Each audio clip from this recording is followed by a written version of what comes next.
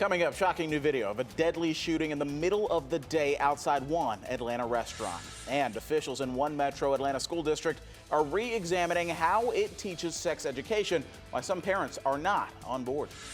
Tracking severe weather just to our west right now, and this system is moving our way. I'll let you know when the rain arrives here and if we'll have any severe weather threats. 11 Alive News at 11 p.m. starts now.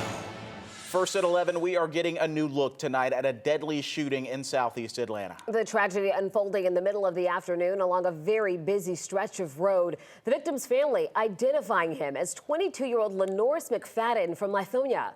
He was one of 5 siblings. 11 Alive's Cody Alcorn is live for us this evening outside the restaurant on Hill Street where the shooting took place. And Cody, you actually have 2 different videos here of this incident.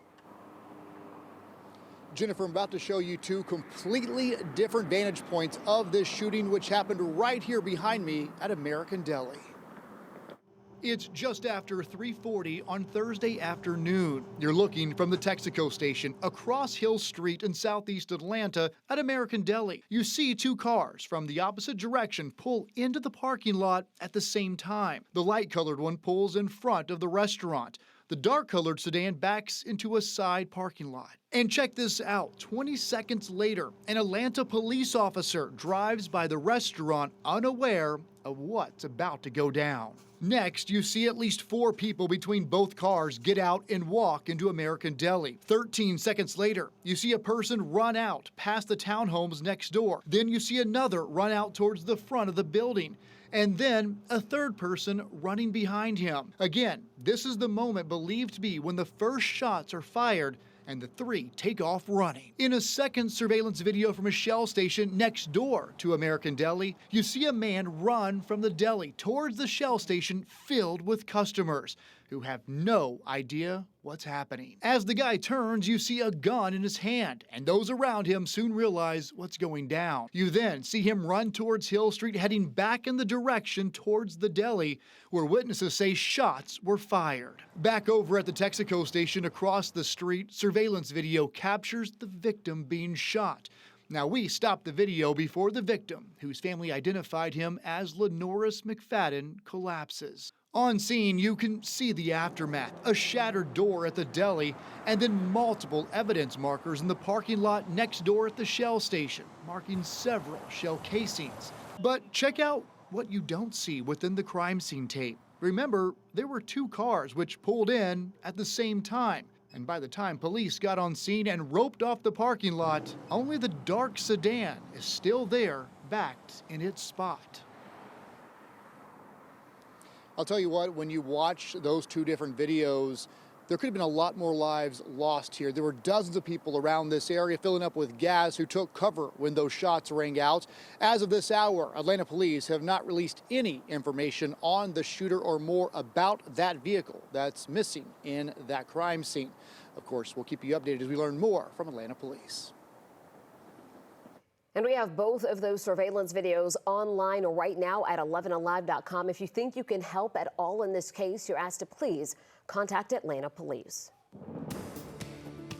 All right, check this out. This was the scene earlier today in Fort Worth, Texas. Hail the size of golf balls pelting cars and homes there. It's part of the system that rolled through North Texas, across the southeast, and now those remnants are headed our way.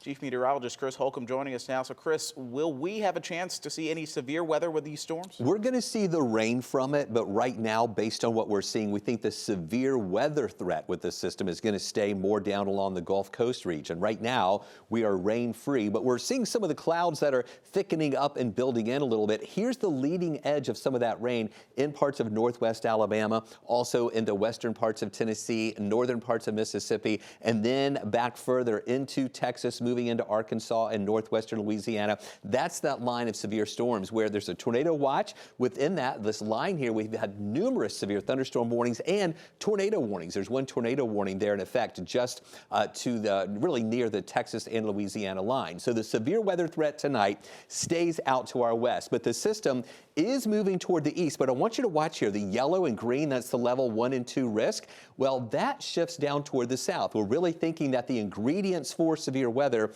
will be more along the Gulf Coast region. We do see the level 1 risk come up toward LaGrange and Columbus, but we do not see a severe weather risk for us. We will have the rain, we'll have the potential for a little thunder and lightning, but nothing severe here. Then as the system moves out, it gets cold again for the weekend. We'll break it all down for you in the 7-day outlook. We'll see you then. Thanks, Chris.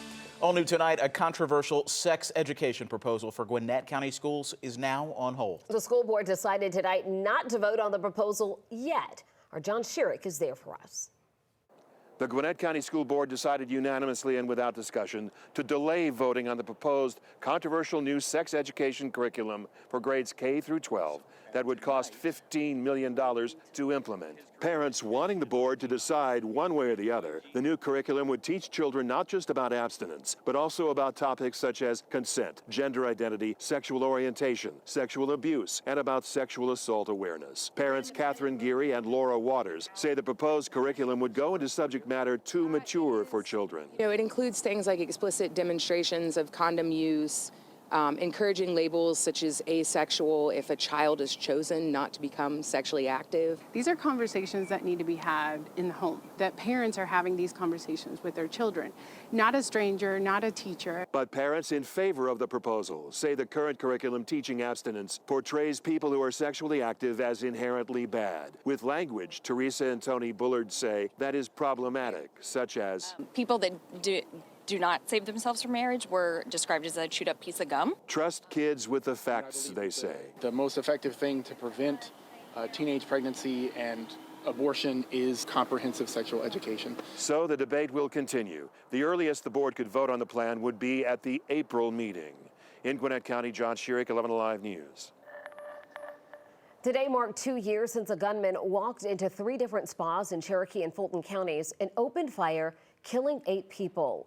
Today at the State House, the anniversary served as the backdrop for a proposed bill calling for more restrictions on how people store guns around children.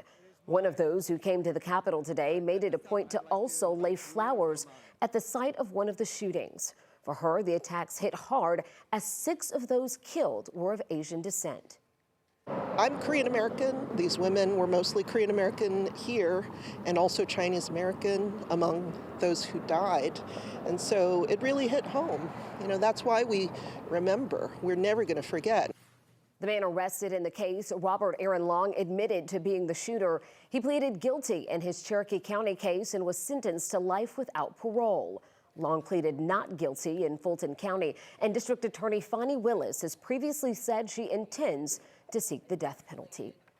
Well, if you take Georgia 400 as part of your commute, you're going to want to listen to this. Those rush hour flex lanes will soon be a thing of the past. Now, these are those extra lanes on the north and southbound sides between Pitts Road and Holcomb Bridge Road. The Georgia Department of Transportation will close them permanently tomorrow at 9 p.m. This comes as GDOT prepares to replace 3 bridges along the highway. Lawmakers at the State House are making another attempt to pass a bill to allow sports betting here in Georgia. Today, a Senate committee pushed through a plan that tacked on the legalization of online betting by early 2024 at the latest. And it does so without asking voters to amend the state constitution. It's the second try at passing sports betting during this legislative session. The House and Senate each failed to pass bills before the crossover day deadline. The newly amended bill will next go to the Senate for its consideration. If senators approve, the House will then have to agree to the plan.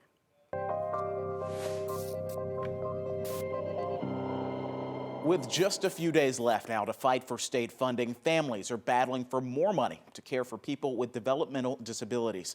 Investigator Rebecca Lindstrom tonight shows us the cost both to taxpayers and the families involved. No, I don't want it, baby. Here, come here, Gabe. What are you trying to get her to put something on your phone for you? Would you be okay backing up? Come here, buddy. Come here, Mama. Come stand beside Mama. What happens if you don't take it? Here, shove it in your face until you do. It's hard to carry a conversation with Gabe around. You can ignore movement and mumbling. But Gabe demands attention. Have a charging cable. This is good. Come stand beside Mama. Gabe was diagnosed with autism as a toddler. His mom, Erin, says the family had a routine to support his developmental disability, but they were not prepared when 5 years ago, a doctor diagnosed him with schizoaffective disorder. It's like he just woke up and he was gone. It's like his impulse control is gone. I stopped at the gas station. He got out of the car and ran. Georgia has what's called a service waiver to help families afford care for people like Gabe. It'll pay for the day program. It will pay for nurses to come help take care of him. It should pay for behavioral health in the house. Supposedly it'll pay to fence in our yard because he's a runner. But there's a cap on how many it can serve. Darcy Robb, the executive director of Georgia Council on Developmental Disabilities, says there are 7,000 people on that wait list. People like Gabe. The question they've been asked, is the person currently homeless? So I think that gives you a sense of how bad things need to be before a person gets a waiver. Lawmakers are debating whether to raise that cap, but the current proposal would still only help about 5% of those people. But waivers won't mean much if there are no workers to do the job. Right now, the pay for these support services is on average $10.63 an hour. According to the job site Indeed, you can make more with an entry-level job at a grocery store, fast food chain, or movie theater. Do you feel trapped? Oh, yes, of course. Trapped because without treatment and in-home support, Erin had to quit her job. For a while, her husband lost his, and the other kids struggle with school. They worry each month how to make the mortgage. And for it all, Gabe is still not getting what he needs. Well, what you see is him walking and talking, but what you don't see is him getting naked and kicking holes in the walls and running outdoors and screaming that there's aliens getting him. One day, last week, he cried all day, all day, like this uncontrollable. And that is when Erin cries too. I cry a lot, I do. And, you know, I try not to do it in front of my kids, go to the bathroom and cry, so. But yeah, it's hard. Investigator Rebecca Lindstrom reporting for us tonight. A study on wages led the state to recommend boosting pay for direct service providers by more than 40%, but a bump to $15 an hour would cost state taxpayers more than $90 million a year. Up next here on 11 Alive, an update on the legal case involving former Georgia football star Jalen Carter. Those details next. And coming up later in sports, Kennesaw State is ready for March Madness. We'll check in with the Owls ahead of their NCAA tournament opener tomorrow.